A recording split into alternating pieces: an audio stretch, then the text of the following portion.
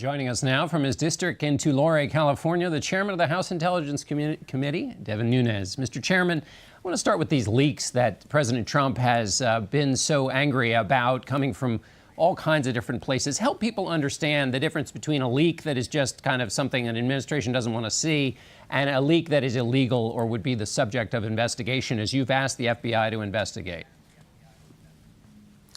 Well, there's three very specific leaks that I have a big problem with. One is the transcript with the discussion that Donald Trump had with the Mexican president.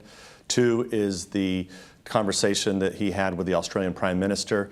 And then, of course, three is the leaking of Mike Flynn's name to the press shortly after the first of the year. These are all against the law. And you can't operate a government like this if you can't even have the President of the United States or his national security advisor able to have conversations in private with foreign leaders. Explain on Mike Flynn. People have heard his name so much in this conversation or conversations he had with the Russian ambassador. Give us a little more detail on why that bothers you. Well, if this was picked up as incidental collection because perhaps they had a warrant on someone else, typically an American citizen wouldn't be unmasked. Somebody decided to unmask that name, somebody within the either Department of Justice or others within the administration. If that happened, why did that happen? What would be the purpose of unmasking an American citizen's name? In this case, at the time, he was a private citizen. So if his name was unmasked, somebody made that decision, and we need to know who made that decision. Did they really use a 1799 law called the Logan Act as the reason for unmasking his name? If that's the case, we have bigger problems in this country than what we really even realize. Why do you think these leaks, the one you just described and others, where do you think they're coming from and why? Well, I mean, this is why I think that the FBI and others need to investigate this, because the number of people that would actually have known that Mike Flynn, General Flynn, who was the National Security Advisor designee, was having conversations with the Russians had to be a very, very small number. And it had to be at the highest levels of the Obama administration. And Mr. Chairman, what do you think does that say anything about the relationship between the intelligence communities, where this leak may have and other leaks may have come from, and President Trump? Well, let's get straight what we're talking about with the intelligence agencies, because I think there's a lot of innuendo out there that the intelligence agencies have a problem with Donald Trump. The rank and file people that are out doing jobs across the world, very difficult places, they don't pay attention to what's going on in Washington. What we have is we do have people in the last administration, people who have burrowed in, perhaps all throughout the government, who clearly are leaking to the press. And it is against the law. Major laws have been broken.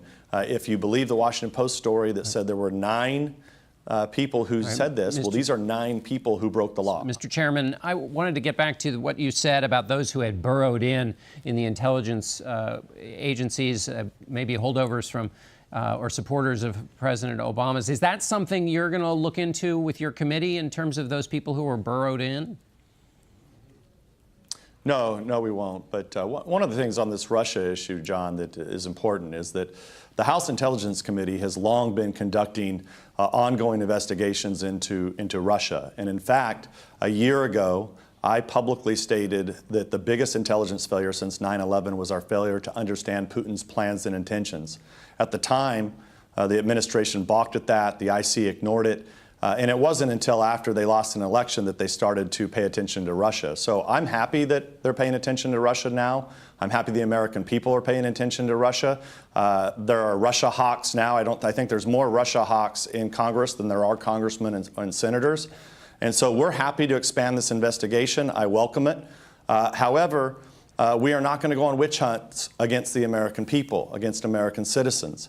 And, basically putting names of people in newspaper outlets, that's not real credible evidence that an American citizen has done something wrong. But if there are American citizens who are from any political party that are communicating with Russian agents, I want to know about it. bring it to the committee because we'd like to investigate. And you're referring to the stories that the White House said have no merit to them, which is citizens who were involved in the Trump campaign having any contact with the Russians. Is that what you're referring to?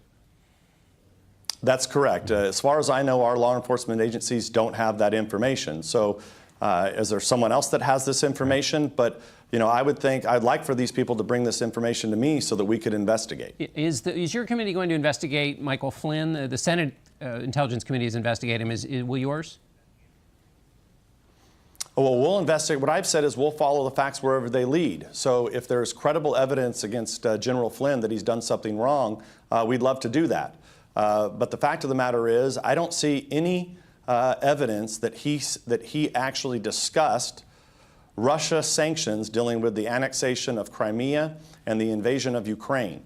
If Michael Flynn, if General Flynn was talking about Obama's pettiness that he did right after Christmas, kicking out a few Russian diplomats and telling the Russians not to overreact, and if the FBI used the Logan Act, I think we have much bigger problems here than Michael Flynn. He's the least of the problems we have in this whole issue. I want to ask you a question about taxes quickly, but you mean pettiness, meaning the sanctions put on Russia based on their meddling in the election. Is that what you meant? Well, I don't think anybody in their right mind, when I talk sanctions, we're talking about sanctions of foreign governments, the EU and others, the economic sanctions. What President Obama did after Christmas was a joke, and the Russians laughed at it. Let me ask you quickly about taxes. Comprehensive tax reform coming. Senator Graham said that the House and the Senate are not on the same page. He said you couldn't get 10 votes for what House Republicans are putting forward in the House. What's your prospect for tax reform, and when's it going to happen, do you think? Yeah, so one of the things with tax reform is it's very, very difficult. So we've spent the last decade looking at every possible reform. And one of the things that we're going to have to do is we're going to have to educate the American public. Currently, right now, nobody can understand the tax code. The tax reform that we're talking about is one that actually the American people, once they understand it, will like it, and they'll be able to implement it. And it really is the way that Donald Trump can make America great again. And so we have a lot of education to do, including in the House of Representatives, including with the United States Senate. And so, at this point, I would expect that a lot of senators, if they don't even know what's in the plan, and they don't even know how it works, there's just a lot of work that has to be done, including a lot of sales that have to be done by the President of the United States. But I do believe that the